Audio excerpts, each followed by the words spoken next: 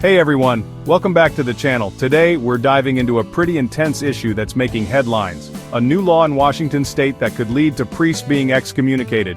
Sounds wild, right? Let's break it down. So, what's the deal?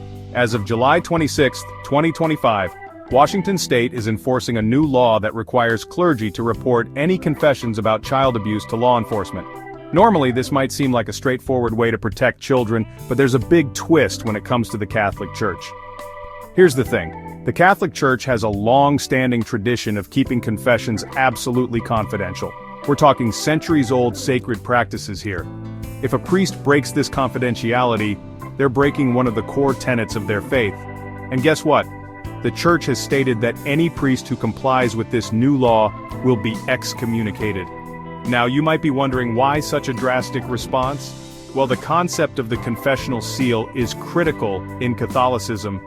It's viewed as inviolable, meaning under no circumstances can a priest reveal what's said during confession.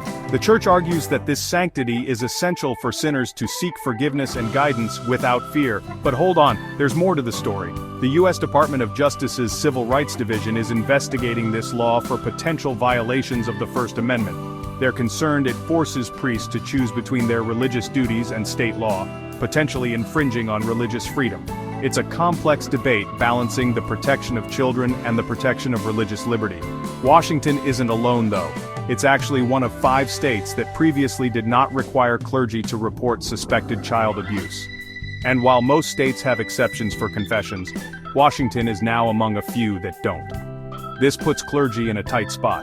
The Archdiocese of Seattle is calling this new law an overreach by the government. They argue it creates a double standard that unfairly targets religious practices and violates the separation of church and state. They believe the law singles out religion in a way that other professions aren't subjected to. On the flip side, supporters of the law argue it's a necessary measure to ensure the safety and protection of children. They believe no one, regardless of religious standing, should be above the law when it comes to reporting child abuse. It's a tough call, balancing deeply held religious convictions against the need to protect vulnerable individuals. So what's next? As this law takes effect and investigations continue, it's clear that the debate is far from over. The outcome could set a significant precedent for how religious practices are balanced with state laws in the future.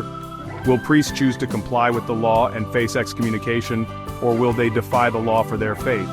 Only time will tell. Alright, that's all for today's deep dive. I'd love to hear your thoughts on this complex issue.